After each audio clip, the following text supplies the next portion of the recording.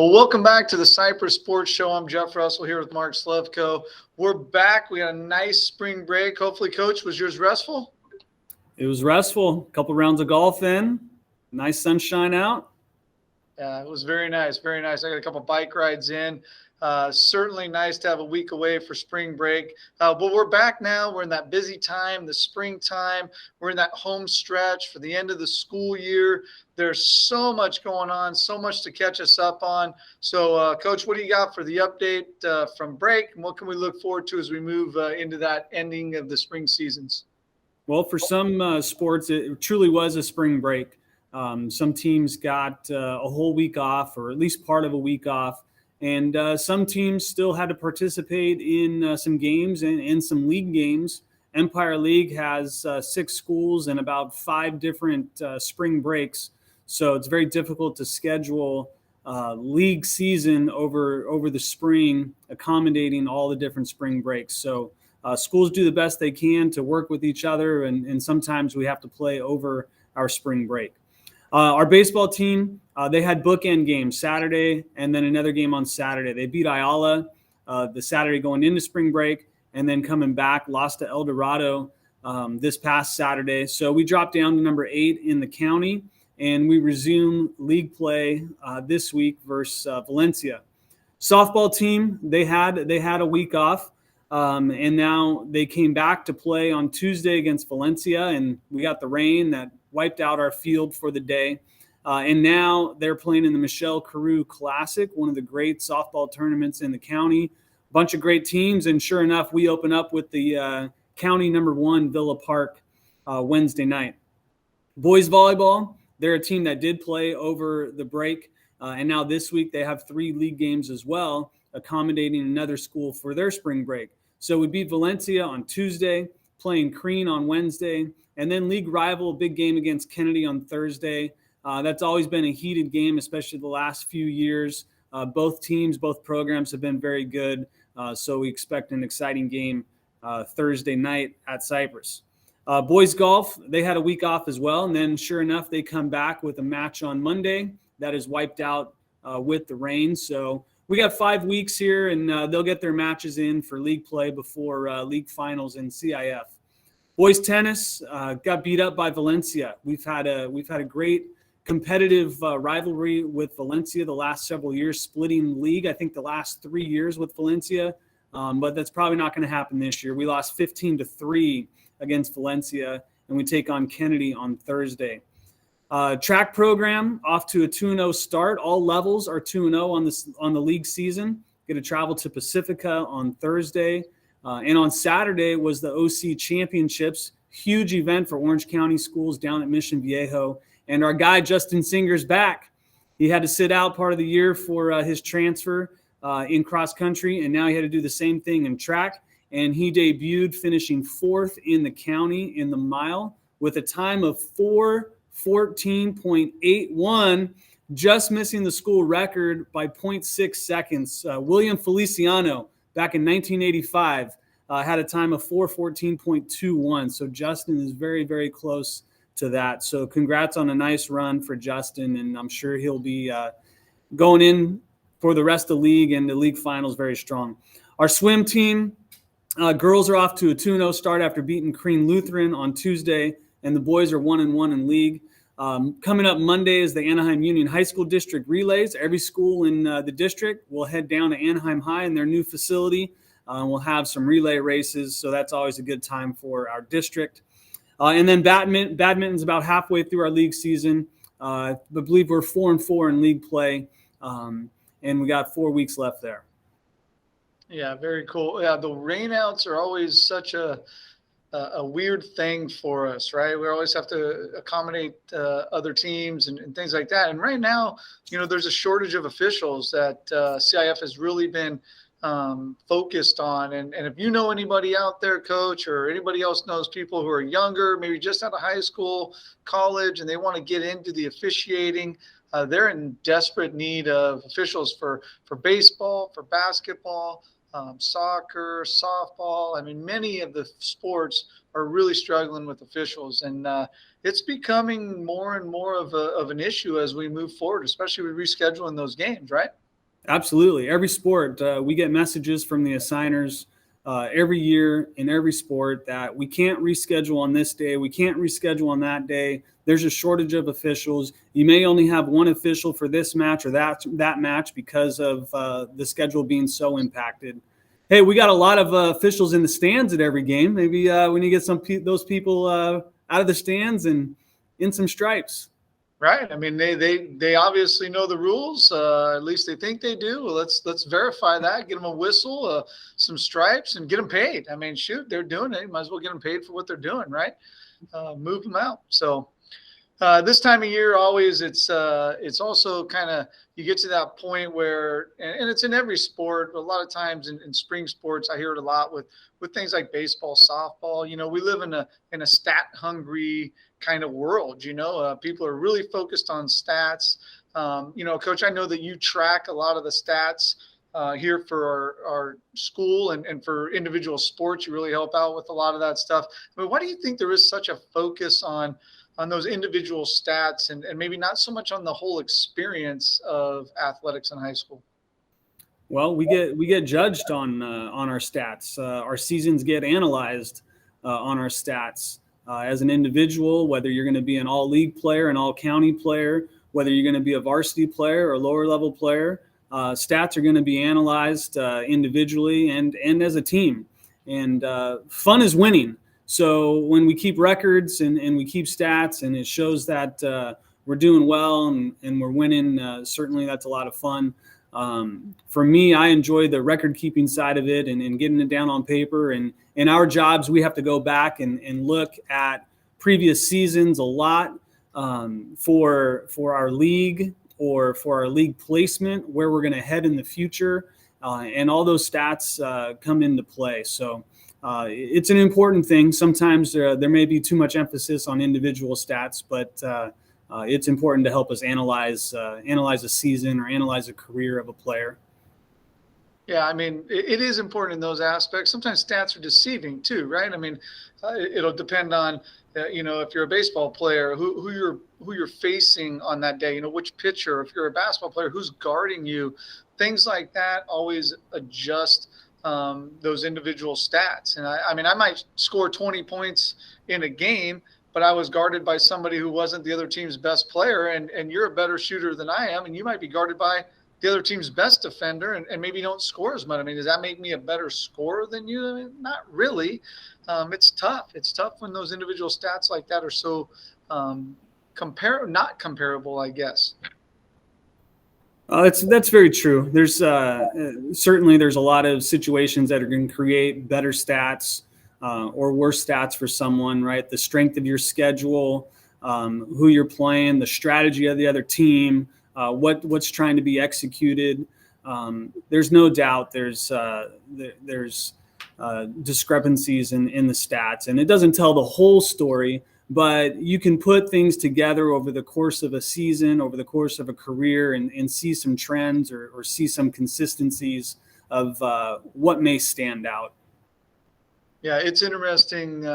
I know we've dealt with this when we hear people, maybe people come in to talk to us specifically about a player and whether or not they think they should be playing more or things like that. And they bring up their stats. You know, this person was 4 for 4 in this game or whatever it is. And again, those stats they're good as maybe a measuring stick at times, but they can be, you know, easily, you know, confused, I guess, or misguided in looking at somebody, you know, playing in a game or something like that. When there's so many other things that a coach looks at, you know, to decide who plays or who bats or who's going to shoot or whatever it is, more than just stats. And so, I don't know. I just kind of feel like stats are sometimes thrown around. Like you were saying, there's some really good things, but sometimes they're thrown around and misguided and kind of what people look at. And same with coaching, right? I mean, a coach might be really good, have a really good record on a season, but I mean, who's in your league? Who did you play in the preseason?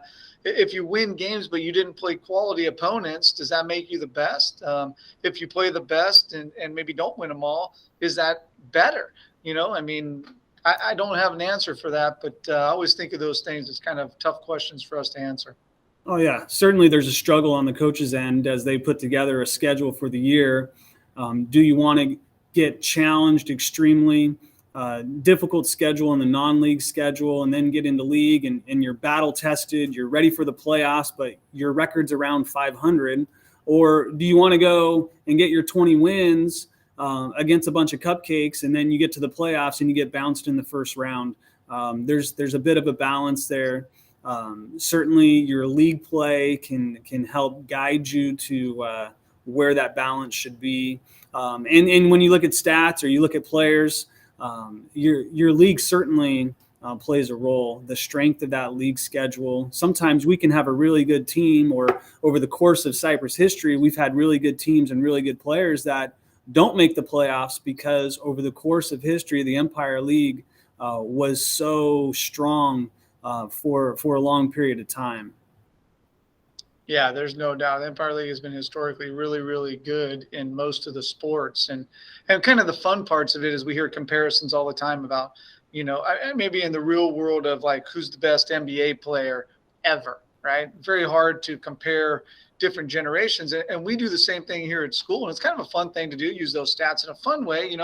Some would say Dave Belshie, one of the best, if not the best basketball player that's ever come out of Cypress High. He was the career leader in points for many, many years until, that was beaten. And we've had great players, Jimmy Jackson. We've had Chad Boberg. We've had Matt Reed. We've all these great players who have scored a lot of points, more than Dave Belshie. And you always wonder, Dave played at a time when there was no three-point line. So where would he have been with the three-point line? Is there really a fair way to compare all those generations across the sport with stats and things like that? Well, with someone like Dave too, I think it was just a 3-year school at the time. So he probably would have been a 4-year varsity player had he been here. Like some of the other guys you mentioned, like Boberg was a 4-year player. Jimmy Jackson was a 4-year player. And he didn't even have that opportunity in addition to the three-point line. Number of games probably plays a role. He may not have had the same number of contests. So it's hard to say. And then you come into the scheduling factor, like we've talked about earlier, right? Who'd you play? What kind of style did you play? Certain players are going to score more based on the system that a coach has. So there's lots of factors. It makes for a fun debate. Coach Feldman always talks about Dave Belshie being the greatest player in high school at Cypress. I played with Chad Boberg, and I'll go, yeah, heck yeah, man, he was unbelievable our senior year. Coached with you with Matt Reed and watched Jimmy Jackson play, and then there was a guy, Jared Brown, who was tough as nails under Coach Mitchell. So we've had a lot of good players, and it's hard to tell who was the best overall. Yeah, we definitely have had great scorers, Jared Rice. We even had a scorer who's now a film director, right? Justin Lin, who was a pretty good player back in the day.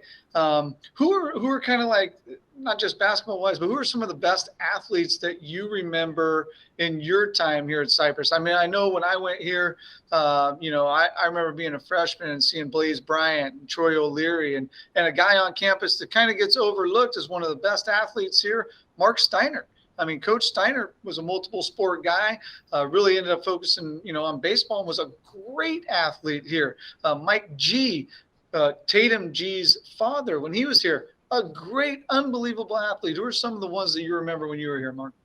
Well, when I was here going to school, probably the first person that comes to mind is Julie Adams. Julie Adams was an amazing athlete. Volleyball, she was a star. Then she goes to basketball and she was a star. And then her strongest sport was softball, where she was a star and helped win a CIF championship. I think it was her freshman year, and then goes on to star at UCLA. So certainly she's right at the top of the list. You think Bob Brito, baseball player, football player, the dominance that he had out there on the field, anything that he did, he was just so good at. And then I think some recent players as a teacher here, Quentin Pounds has to be right at the top of the list when I think of best athletes overall. So graceful, so athletic on the football field, both sides of the ball. Then he goes out to basketball, and he had the ability to dominate a game in basketball. And then he goes to track, and he wins the Masters in the high jump and track. So unbelievable athlete overall. And then you think about some of the guys that Coach Imans had in track. Clarence Moore, who was a football and track guy, played in the NFL. And he didn't peak in high school. He just kept getting better and better after high school. Or Garland West, who, CIF champ in the 100 and 200. The guy could fly. So we've had a lot of good ones. Yeah, no doubt. Even all the way back again, like Cypress had a female professional golfer, Amy Frulworth, who played on the boys team. We didn't have a girls team at that time. She ends up coming out of that and becoming a professional LPGA golfer and making a run there. So we've had so many great athletes here. It's really tough to pinpoint who would be the best ones. What about coaches? What coaches have really made a difference in your time here? Oh, when I think of coaches, the one that comes to my mind first is Coach Gurrell, Tom Gurrell, who was head basketball coach when I was in school, and I think I learned so much from him. The attention to detail, the commitment that he showed, the preparation that went into a practice, that went into a game plan, went into scouting. There was so much that he did that I know you learned from. And then when I coached under you, we were doing the same thing. So just so much preparation and detail on every little thing, every little play was so important. So he was a huge influence on me along with you. And I got to play baseball for Coach Steinert and Coach Lewis, and Coach Feldman was an assistant coach out there as well in baseball. So a lot of the old guys around here now, I was in school when they were around. So pretty fun to be able to work with all those guys who had a big influence on me in high school to get me coaching and keeping me around the school. I love sports and I love high school sports. And I guess ever since I started in high school, I haven't left high school sports. And I love every moment of it. Yeah, you and me both been here and been a part of sports pretty much our whole lives. And for me, Coach Walker obviously was a gigantic influence in me here at Cypress, Coach Rail as well. And then as time went on, we've seen so many coaches. Getting to work with Coach Gurrell, like you said, outstanding. Just such a phenomenal, not only coach, but just a phenomenal person. He's just a great person to be around. Enjoy being part of what he's been doing and still keeping in contact with him. And then even people outside of Cypress, Greg Coombs, Matt Kavanaugh, these old guys who have a connection to us via either playing against us or Kavanaugh coaching, Kevin Loftus, Coach Loftus. I think if you ask players here who they remember, they're going to say Kevin Loftus if they think back to those things. And there's just so many great experiences from those coaches. And like you said, being a part of high school sports, super important to us, but it becomes more important to us as we get older, right? Later in our life. And we focus on all those good times and things like that. And we look at the struggles and maybe learn how we could have dealt with those things a little bit better. But how are those struggles? What do you think of those struggles were when you were here that maybe you faced in the moment you thought, man, I hate this. I hate that Coach Gurrell's making us run 220s or whatever it was. But now you look back later in life and you appreciate those struggles. You think of anything like that? Well, I can think of sometimes getting up early for aquatics practice, 5:30 swims and different things going, this is not fun. You don't want to get up, you're tired. Then you got to go to class, and those are some struggles there. But you learn so much about commitment, playing sports and playing high school sports that part, it's worth it. The commitment is worth it. The reward of it is worth it.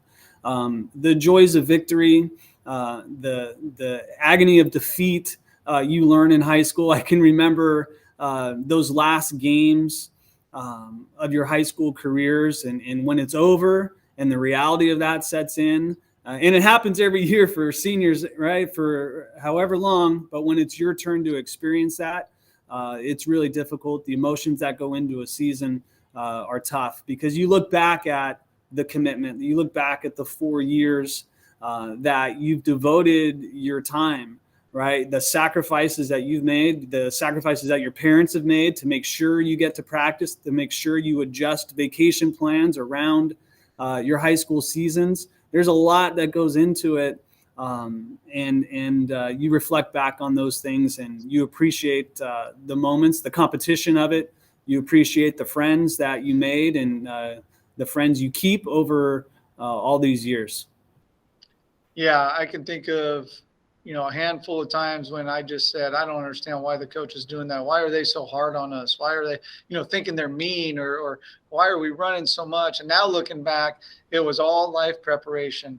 When you struggle in your life now, you reflect back to those times and how you work through those. Max Reza talked about that with Nick Selby just the other week. We were going through things and thinking about all those times and moments that have guided you now in your life later, that started really when you were in high school athletics, learning to deal with that adversity, learning to find a focus outside of that to improve and to get better. I think we all strive for that. We're all still striving for that in our lives. And I think it's to the point where we learn to recognize all the great things going on around us.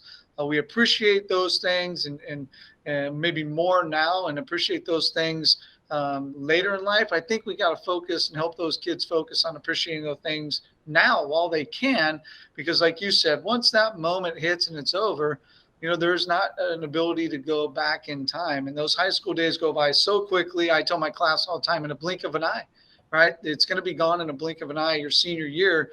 And these moments are the moments that are going to stick around for the rest of your life. You got to use that time and that experience wisely and really try to enjoy those things the best that we can. So, hey, we're going to continue to get after it. Insight today. I enjoyed the chat and thinking back to some of those great players. I appreciate that. Yeah, I think we'll be remiss if we don't mention Coach Selby as well, as an influence at Cypress, and the number of people he got into coaching that still coach at Cypress, and the branches that he has created over the years. Very influential on a lot of guys, a lot of people around Cypress High. That's a great one. Yeah, Coach Selby and Mrs. Selby, Denise Selby, also was so influential here at Cypress. Then in our school district, as a counselor, as an administrator, a principal, the district office, just done so many great things in our community, and even community members who have been so supportive, not just their time, like a Charles Williams, who has dedicated his time to coaching, but really dedicated his time to help fundraise and help programs here on campus without any thank yous. He doesn't like thank yous or anything like that, but ultimately he's been a big part of what goes on. Our Cypress Athletic Booster Club, unbelievable job that they do in helping. And so it's not just us, here on campus, it's that whole family atmosphere. And, Cypress is a small town vibe and a family vibe, and it's just great to be a part of it and enjoy coming here every day, being a part of the sports action, seeing everyone. And, we look forward to continuing on with this sports program. We really enjoyed doing it. We'll be back again next week. Hopefully we'll have a couple athletes here with us next week and, give you the update, continue the show. I appreciate Coach Slevcove being a part of it every week. We thank everybody for watching. Please, again, make sure you tag people, post it on your social media, promote it so that we can help promote those athletes, those sports, and those people on the campus who are working day in and day out to try to do the best they can on the fields for our school. And we appreciate it. So thanks for watching. We'll see you guys next week.